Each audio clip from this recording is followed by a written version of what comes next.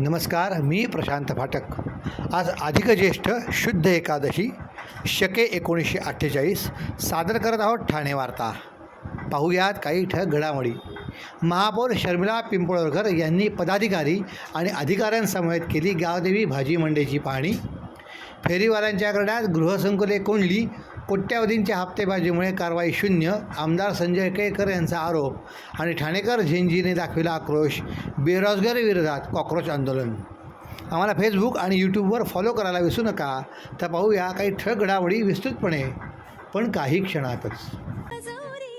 रोज रोज तेच राजकीय कार्यक्रम बघून कंटाळलात ना? अहो, मग ठाणे वार्ता श्रीस्थानक आता तुम्हाला नवनवीन कार्यक्रमांचा आनंद लुटण्याची संधी देते. आपल्या घरातील लग्न, मुंज, कोणतंही शुभकार्य अशा विविध घटनांचा आनंद आपण ठाणे वार्ता श्रीस्थानक वाहिनीवर लुटू शकता आणि सगळ्यांपर्यंत पोहोचवू शकता. यासाठी फक्त एवढंच करायचं, या दूरध्वनी क्रमांकावर संपर्क साधायचा. आपले कार्यक्रम आमच्यापर्यंत सगळ्यांपर्यंत पोहोचवायचे. आपण पाहत आहात श्रीस्थानक वाहिनी, ठाणे जिल्ह्याचं मुख्य व्यासपीठ. ठाणे वार्ता पहा श्रीस्थानक वाहिनीवर. आता सकाळी 9:15 पासून रात्री 9:15 पर्यंत ठाणे वार्ता, ठाण्यातील पहिलं दृकश्राव्य माध्यम. ठाणे वार्ता आणि श्रीस्थानक वाहिनीचं लाईव्ह स्ट्रीमिंग. ठाणेवार्ता.com वरील लाईव्ह स्ट्रीमवर क्लिक करा आणि अगदी मोबाईलवरही ठाणे वार्ता श्रीस्थानक वाहिनीचा आनंद लुटा. यासाठी आमचं ॲप डाउनलोड करा. ठाणे वार्ता पहा श्रीस्थानक वाहिनीवर. आता सकाळी 9:15 पासून रात्री 9:15 पर्यंत ठाणे वार्ता, ठाण्यातील पहिलं दृकश्राव्य माध्यम. आपण पाहत आहात श्रीस्थानक वाहिनी, ठाणे जिल्ह्याचं मुख्य व्यासपीठ. गावदेवी भाजी मंडई येथे गुरुवारी लागलेल्या आगीच्या पार्श्वभूमीवर आज महापौर शर्मिला पिंपळकर यांनी भाजी मंडई येथे पाहणी केली. गावदेवी भाजी मंडई येथे लागलेली आग ही मोठ्या प्रमाणात लागल्याने नुकसानही बरेच झाले आहे.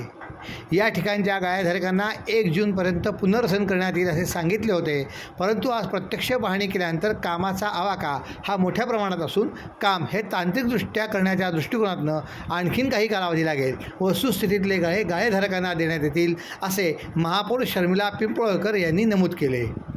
यावेळी महापौर शर्मिला पिंपळकर यांच्यासह सर्व पदाधिकारी व अधिकारी यांनी गावदेवी भाजी मंडईची अंतर्गत पाहणी केली. तसेच पहिल्या मजल्यावर असलेल्या नौपाडा प्रभाग समिती कार्यालयाची देखील पाहणी केली. हे कार्यालय सुस्थितीत करण्याच्या सूचना महापौरांनी यावेळी दिल्या. सद्यस्थितीत सर्व डेब्रिज काढण्याचे व स्थापत्य संलग्न काम सुरू आहे.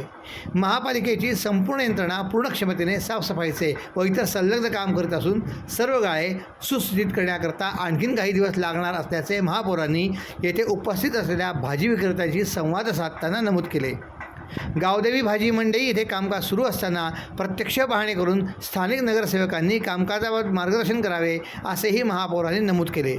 या दुर्घटनेत आग विझवताना मृत्युमुखी झालेले अग्निशामक विभागाचे स्थानिक अधिकारी सागर शिंदे यांच्या घरी जाऊन त्यांच्या पत्नी व कुटुंबियांची भेट घेतली. सागर शिंदे यांच्या पत्नी माधुरी शिंदे व आई जयश्री शिंदे यांना महापालिकेच्या माध्यमातून देण्यात आलेल्या 10 लाखांच्या अर्थसहाय्याचा धनादेश त्यांना सुपूर्द केला. तसेच सुरक्षारक्षक काळू गाडेकर यांच्या पत्नी पद्मा गाडेकर यांना सोमवारी महापालिकेत धनादेश सुपूर्द करण्यात आला. मुंबईकरांचे आराध्य दैवत असलेल्या श्री सिद्धिविनायक मंदिराच्या सर्वांगीण विकासाकरता महायुती सरकारने महत्त्वपूर्ण पाऊल उचलत 500 कोटी रुपयांच्या विकास आराखड्यातल्या पहिल्या टप्प्याच्या 78 कोटी रुपयांच्या कामाचे भूमिपूजन मुख्यमंत्री देवेंद्र फडणवीस यांच्या हस्ते आज करण्यात आले. यावेळी उपमुख्यमंत्री एकनाथ शिंदे यांनी मंदिर परिसरातल्या भाविकांच्या सुरक्षेसाठी आणि सोयीसुविधांसाठी सरकार कटिबद्ध असल्याचे स्पष्ट करत विकास कामांना अधिक गती देण्याचे निर्देश दिले. सिद्धिविनायक मंदिराच्या विकासाकरता आवश्यक निधी उपलब्ध करून देण्याचा निर्णय त्यांनी मुख्यमंत्रीपदाच्या काळात देवेंद्र फडणवीस यांच्यासह घेतला होता. मंदिराचे अध्यक्ष सुधाकर सरवणकर आणि विश्वस्त मंडळाने भाविकांच्या सुरक्षेसाठी तसेच वाढत्या गर्दीच्या पार्श्वभूमीवर आधुनिक सुविधांची गरज मांडल्यानंतर 500 कोटी रुपयांचा निधी मंजूर करण्यात आला होता. त्यातील पहिल्या टप्प्याच्या कामांना आता प्रत्यक्ष सुरुवात होत असल्याचा आनंद असल्याचे फडणवीस यांनी सांगितले.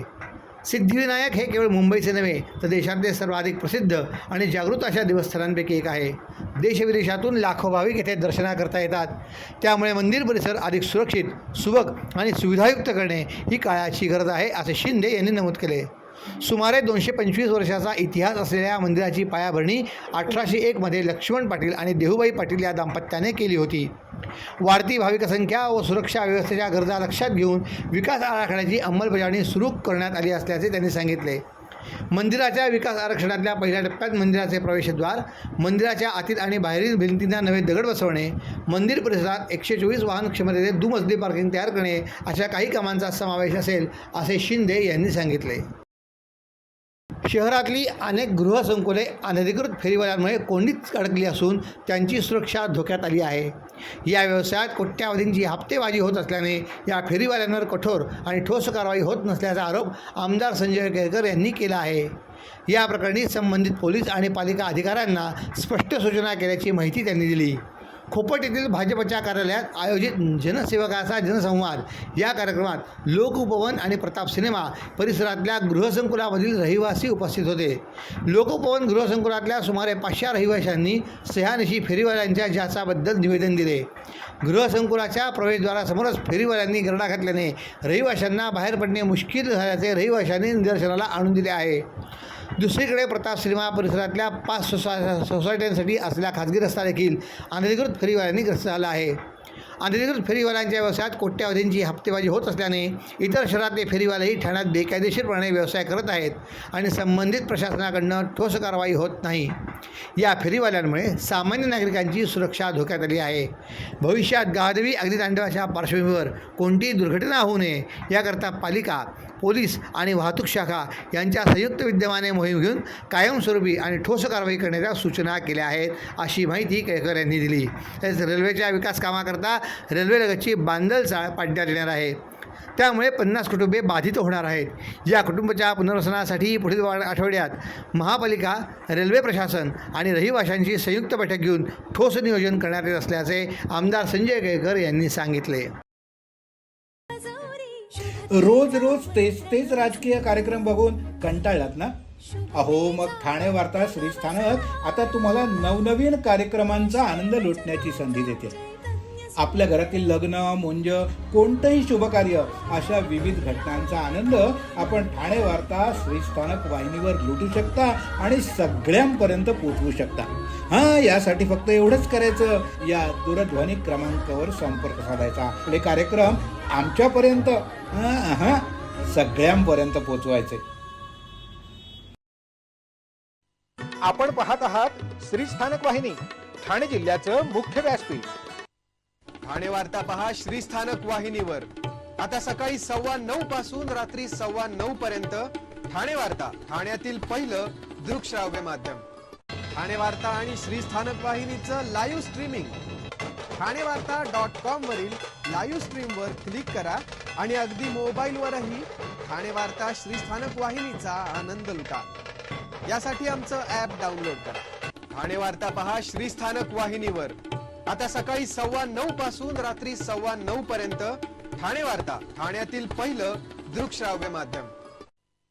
आपण पाहत आहात श्रीस्थानक वाहिनी, ठाणे जिल्ह्याचं मुख्य व्यासपीठ.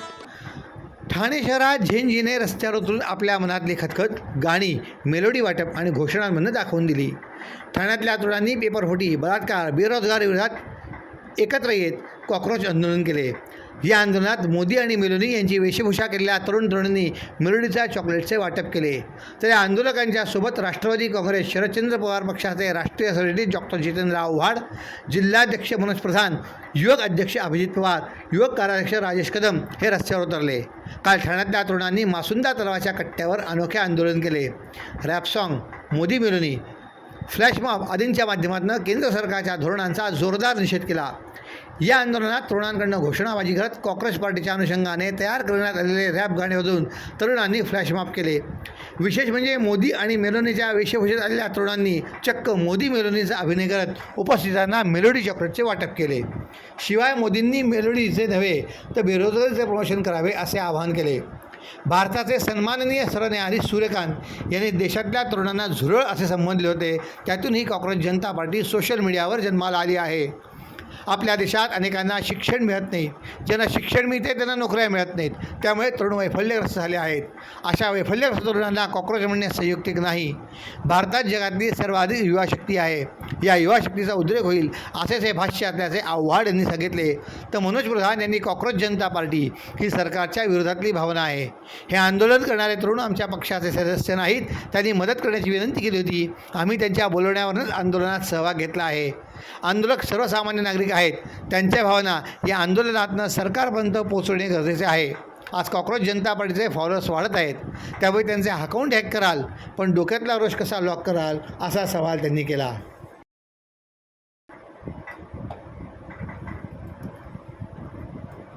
उन्हाळ्याची तीव्रता वाढत असताना ठाणे जिल्हा परिषदेमार्फत ग्रामीण भागातल्या पाणी टंचाई क्षेत्रांमध्ये प्रभावी उपाययोजना राबवून नागरिकांना नियमित व वेळेत पिण्याच्या पाण्याचा पुरवठा करण्यात येत आहे. जिल्हा परिषद ठाण्याच्या ग्रामीण पाणी पुरवठा विभागामार्फत राबविण्यात येणाऱ्या पाणी टंचाई निवारण कार्यक्रमामुळे दुर्गम व आदिवासी भागातल्या नागरिकांना मोठा दिलासा मिळाला आहे. जिल्ह्यातल्या एकूण 39 गावे आणि 137 पाड्यांमध्ये टँकरच्या माध्यमातून पाणी पुरवठा करण्यात येत असून सुमारे 58,000हून अधिक नागरिकांना या उपाययोजनेचा लाभ होत आहे. प्रशासनाच्या नियोजनबद्ध कार्यवाहीमुळे टंचाईग्रस्त भागांमध्ये पिण्याच्या पाण्याची कमतरता भासू नये यासाठी विशेष दक्षता घेण्यात येत आहे. जिल्ह्यात सर्वाधिक पाणी टंचाई जाणवत असलेल्या शहापूर तालुक्यात विशेष लक्ष केंद्रित करण्यात आले आहे. शहापूर तालुक्यातली 33 गावे व 127 पाड्यांमध्ये सुमारे 52,777 नागरिकांना 37 खाजगी टँकर अधिग्रहित करून नियमित पाणी पुरवठा सुरू ठेवण्यात आला आहे. या टँकरच्या माध्यमातून दररोज प्रभावी नियोजन करून नागरिकांपर्यंत पिण्याचे पाणी पोहोचवण्यात येत आहे. जिल्हा परिषद प्रशासनामार्फत परिस्थितीवर सातत्याने लक्ष ठेवण्यात येत असून नागरिकांना पिण्याच्या पाण्याचा कोणताही त्रास होऊ नये यासाठी सर्व यंत्रणा सज्ज ठेवण्यात आल्या आहेत. महाराष्ट्र राज्य परीक्षा परिषद पुणे आयोजित इयत्ता 5वी पूर्व उच्च प्राथमिक शिष्यवृत्ती परीक्षा व इयत्ता 8वी पूर्व माध्यमिक शिष्यवृत्ती परीक्षा सन 2026च्या अंतरिम निकालात ठाणे जिल्ह्यातल्या विद्यार्थ्यांनी उल्लेखनीय यश संपादन केले आहे. जिल्ह्यातल्या एकूण 395 विद्यार्थी शिष्यवृत्तीकरता पात्र ठरले आहेत. इयत्ता 5वीच्या पूर्व उच्च प्राथमिक शिष्यवृत्ती परीक्षेत जिल्ह्यातले 5,019 विद्यार्थ्यांनी नोंदणी केली होती. त्यापैकी 4,670 विद्यार्थी परीक्षेला उपस्थित राहिले. यामध्ये 384 विद्यार्थी पात्र ठरले आहेत. शहापूर तालुक्यातले तब्बल 256 विद्यार्थी पात्र ठरून तालुक्याने जिल्ह्यात प्रथम क्रमांक पटकावला आहे. मुरबाड तालुक्यात 67, भिवंडीतील 34, कल्याणमधले 16 आणि अंबरनाथमधले 11 विद्यार्थी पात्र ठरले आहेत. ग्रामीण आणि आदिवासी भागातल्या विद्यार्थ्यांनी मिळवलेल्या अशाभागे शिक्षकांचे सातत्यपूर्ण मार्गदर्शन, जादा तासिका, सराव परीक्षा, पालकांचे सहकार्य तसेच विविध सामाजिक संस्थांचे योगदान महत्त्वाचे ठरले आहे. अनेक सामाजिक संस्था, शिक्षक संघटना, उपक्रमशील शिक्षक विद्यार्थ्यांना मोफत मार्गदर्शन, प्रश्नसंच व सराव परीक्षा उपलब्ध करून देण्यात येत आहेत. जिल्हा परिषद शाळांमध्ये गुणवत्तापूर्ण शिक्षणावर भर देत विद्यार्थ्यांमध्ये स्पर्धा परीक्षांविषयी आत्मविश्वास निर्माण करण्याकरता विविध उपक्रम राबविण्यात येत आहेत. यामुळे ग्रामीण भागातले विद्यार्थी देखील राज्यस्तरावर हे संपादन करत असल्याचे या निकालातून स्पष्ट झाले असल्याचे मुख्य कार्यकारी अधिकारी रणजित यादव यांनी सांगितले. रोज रोज तेच राजकीय कार्यक्रम बघून कंटाळलात ना? अहो मग ठाणे वार्ता श्रीस्थानक आता तुम्हाला नवनवीन कार्यक्रमांचा आनंद लुटण्याची संधी देते. आपल्या घरातील लग्न, मुंज, कोणतंही शुभकार्य अशा विविध घटनांचा आनंद आपण ठाणे वार्ता श्रीस्थानक वाहिनीवर लुटू शकता आणि सगळ्यांपर्यंत पोहोचवू शकता.